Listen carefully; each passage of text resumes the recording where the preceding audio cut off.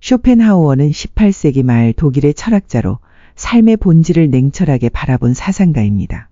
그는 인간 존재를 지배하는 의지라는 끝없는 욕망을 중심으로 철학을 펼쳤으며 삶이 본질적으로 고통과 갈망으로 가득하다고 보았습니다. 낙관주의가 팽배하던 시대에 그는 정직하게 고통을 직시하며 그 속에서 예술, 고독, 사색을 통해 내면의 평온을 찾는 길을 제시했습니다. 그의 대표작 의지와 표상으로서의 세계, 여록과 보유 등은 오늘날까지도 깊은 통찰로 독자들에게 영향을 미칩니다.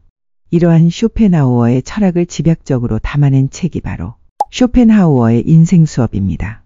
이 책은 쇼펜하우어가 직접 저술한 단일 저작이 아니라 그의 주요 저작에서 발췌한 핵심 문장들을 엮어 삶의 본질과 인간 내면에 대한 성찰을 제시합니다.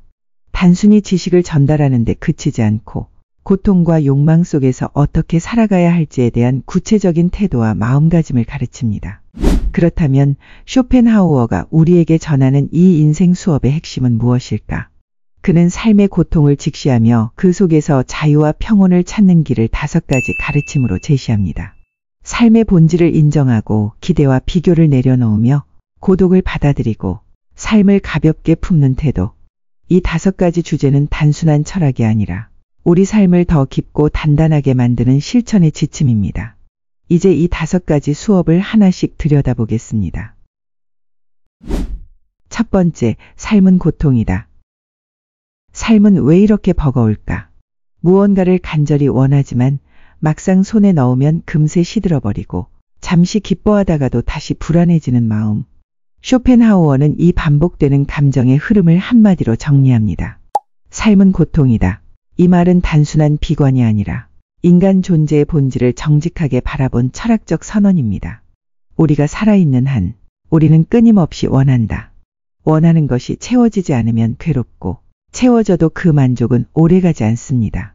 이 갈망과 결핍의 반복, 바로 그것이 삶의 구조이며 고통의 근원입니다. 쇼펜하우어는 인간을 움직이는 본질적인 힘을 의지라 불렀습니다. 이 의지는 의식적 선택이 아니라 우리 안의 본능처럼 자리 잡은 생존의 충동입니다. 더 가지려 하고, 더 높이 오르려 하고, 더 사랑받고 싶어 하는 것. 그 모든 것은 의지의 작용이며 이 의지는 결코 만족하는 법이 없습니다. 우리는 살아가는 것이 아니라 욕망에 끌려가고 있는 것입니다. 그는 말합니다. 욕망은 결핍이고 결핍은 고통이다. 인간이 원하는 모든 것은 결국 충족되지 않은 상태, 즉 고통을 의미합니다. 우리는 늘 더 나은 것을 상상하지만 그 상상은 지금 이 순간을 불만족스럽게 만듭니다. 심지어 욕망이 모두 충족되었을 때조차 우리는 또 다른 고통을 마주하게 됩니다. 바로 지루함입니다. 쇼펜하우어는 이렇게 말합니다. 인간은 고통과 지루함 사이를 끊임없이 오간다. 원할 때는 고통스럽고 원하지 않을 때는 삶이 허무하게 느껴지는 것. 그 사이를 끊임없이 반복하는 것이 인간의 운명이라는 것입니다. 이러한 고통은 단지 개인의 실패나 약함 때문이 아닙니다. 그것은 삶 자체의 구조에서 비롯된 것입니다. 그러니 그 고통을 개인의 문제로 여길 필요는 없습니다. 우리가 괴로운 이유는 우리가 잘못 살아서가 아니라 삶이 원래 그런 성질을 갖고 있기 때문입니다. 그러나 여기서 쇼펜하우어의 철학은 단순한 체념으로 머물지 않습니다. 그는 말합니다. 삶이 고통이라는 사실을 깨닫는 순간부터 우리는 비로소 자유로워질 수 있다. 이 말은 고통을 피하라는 뜻이 아닙니다. 그 고통을 있는 그대로 받아들이고 그 속에서 내면의 평온을 지켜내라는 뜻입니다. 기대하지 않음으로써 덜 괴롭고 비교하지 않음으로써 마음이 흔들리지 않으며 욕망을 내려놓음으로써 삶이 가벼워질 수 있다는 것입니다. 삶이 고통이라는 진실을 인정할 수 있다면 우리는 더 이상 그 고통에 휘둘리지 않을 수 있습니다. 오히려 그 고통과 함께 걷는 법을 배우게 됩니다. 이것이 쇼펜하우어가 전하고자 한 첫 번째 인생 수업입니다. 삶을 애써 아름답게 포장하지 않을 용기, 그리고 그 진실을 담담히 마주할 지혜. 바로 그곳에서 조용하고 단단한 자유가 시작됩니다. 두 번째, 기대를 내려놓으면 평온이 온다. 왜 우리는 늘 무언가를 기대할까?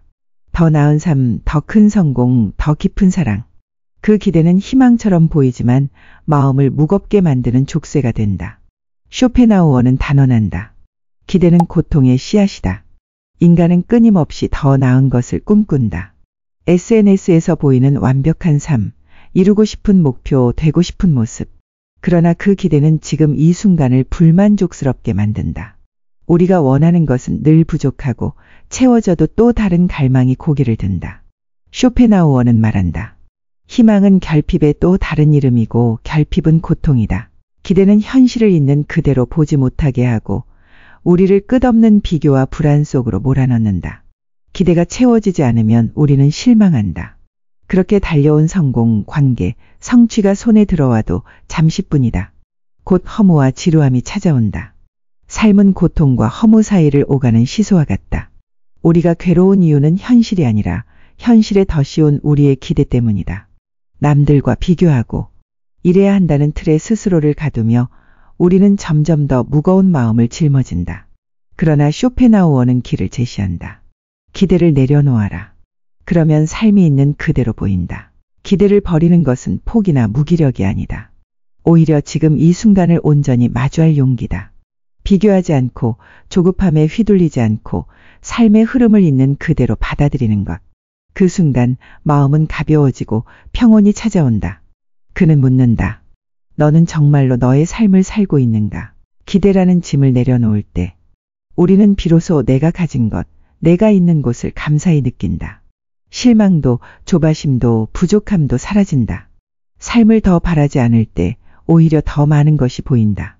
쇼펜하우어가 전하는 두 번째 인생 수업은 간단하다. 기대를 버리고 지금 이 순간을 살아가라. 그곳에서 조용한 평온이 시작된다.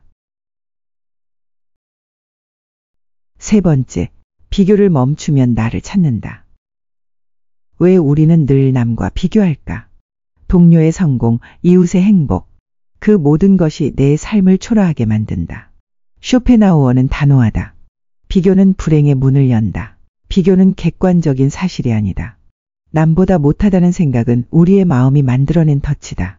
타인의 삶을 기준 삼는 순간 내 삶은 더 이상 내 것이 아니다. 우리는 남의 성공에 흔들리고 남의 행복에 부족함을 느낀다. 쇼펜하우어는 말한다.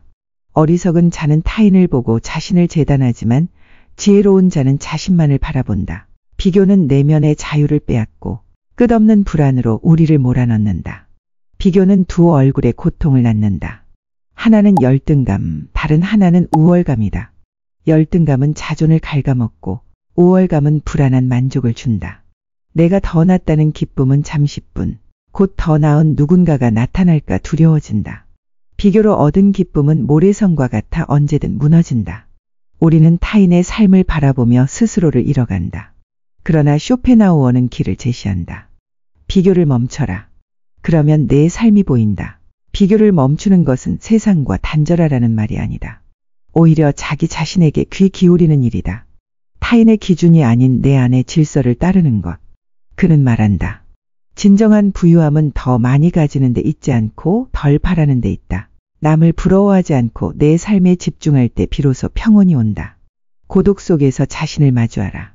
어제의 나와 오늘의 나를 비교하며 조금 더 다정해지고 조금 더 단단해진 자신을 발견하라. 쇼펜하우어는 고독을 외로움이 아닌 자기만의 중심을 찾는 시간이라 보았다. 그의 철학은 타인의 인정을 좇지 않고 오직 자신의 길을 걸은 고유한 발자취였다. 비교를 내려놓을 때 내 삶의 진짜가 보인다. 쇼펜하우어가 전하는 세 번째 인생 수업은 간단하다. 남의 삶을 쫓지 말고 나를 성찰하라. 그곳에서 흔들리지 않는 평온이 시작된다. 네 번째, 고독을 피하지 않으면 자유가 온다. 왜 우리는 고독을 두려워할까? 혼자라는 느낌, 세상에 홀로 남겨진 듯한 불안. 그 순간은 마음을 흔들고 숨을 조인다. 하지만 쇼펜하우어는 고독을 다르게 본다. 고독은 위대한 정신의 안식처다. 고독은 단순히 혼자 있는 시간이 아니다. 외부의 소음에서 벗어나 내면과 마주하는 시간이다. 군중 속에서 타인의 인정에 기대는 삶은 허약하다. 진짜 삶은 고독 속에서 자신의 목소리를 듣는 데서 시작된다. 쇼펜하우어는 말한다. 지혜로운 자는 혼자 있음을 두려워하지 않는다. 관계 속 가면을 쓰고 웃는 순간들보다 혼자 조용히 자신과 대화하는 시간이 더 진실하다. 사람들 사이에서도 우리는 외롭다. SNS로 연결된 세상 끊임없는 대화 속에서도 진짜 내 마음을 털어놓지 못한다. 타인의 기대에 맞춰 사는 삶은 우리를 더 고립시킨다. 고독은 그 허상을 벗겨낸다.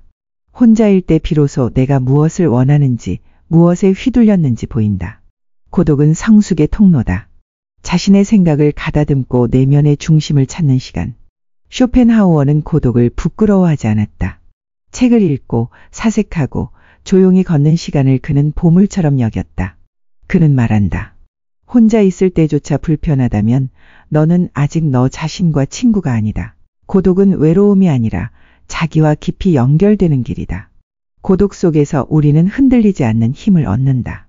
타인의 평가에 좌우되지 않고 스스로의 질서를 세우는 법을 배운다. 그 중심이 단단해지면 세상 속에서도 자유로울 수 있다. 고독을 피해 다니지 마라. 그 안에서 자신을 만나고 삶의 본질을 발견하라. 쇼펜하우어가 전하는 네 번째 인생 수업은 간단하다. 고독을 두려워하지 않는 자, 그가 가장 자유로운 사람이다. 마지막 다섯 번째, 삶의 무게를 가볍게 품으면 평온이 온다. 삶은 왜 이렇게 무겁게 느껴질까? 끝없는 책임, 비교, 기대자책, 이 모든 것은 우리를 짓누르며 숨을 조인다. 쇼펜하우어는 묻는다. 왜 그토록 삶을 무겁게 쥐고 있는가? 삶은 본래 불완전하다. 완벽한 성공, 영원한 행복은 없다. 그런데도 우리는 모든 것을 통제하려 애쓰고 실패와 부족함을 용납하지 못한다. 욕망에 사로잡히고 세상의 기준에 얽매일수록 삶은 점점 더 무거운 짐이 된다. 쇼펜하우어는 말한다. 고통은 삶의 일부지만 그 고통에 짓눌려 살아선 안 된다. 가볍게 산다는 것은 무책임이 아니다. 삶의 흐름을 받아들이고 집착을 내려놓는 태도다. 좋은 일도 나쁜 일도 영원하지 않다. 모든 것은 지나간다. 그 흐름을 거스르지 않고 흔들리되 부서지지 않는 마음을 가지는 것. 그것이 가벼운 삶의 본질이다. 쇼펜하우어는 내면의 평온을 찾는 길을 제시한다. 음악은 욕망을 잠재우고 독서와 사색은 마음을 고요하게 한다. 유머는 삶을 한 발짝 떨어져 보게 한다. 스스로를 가볍게 조롱할 줄 아는 여유, 그것이 무거운 삶을 견디는 비결이다. 삶은 미완성이고 그로 인해 아름답다. 실패해도 멈춰도 완벽하지 않아도 괜찮다. 지금의 고민, 지금의 목표도 언젠가 지나갈 한순간일 뿐이다. 쇼펜하우어는 말한다. 너무 진지하게 살지 마라. 삶은 내가 생각하는 것보다 가볍게 흐른다. 삶을 가볍게 여겨라. 고통을 부정하지 말고 그것에 짓눌리지도 마라. 쇼펜하우어가 전하는 마지막 인생 수업은 간단하다. 삶은 견디는 것이 아니라 부드럽게 품는 것이다. 그 가벼움 속에서 단단한 평온이 피어난다. 우리는 늘 더 나은 삶을 꿈꾼다. 조금 더 행복하고 조금 덜 아픈 삶. 그 갈망 속에서 수많은 답을 찾아 헤맨다.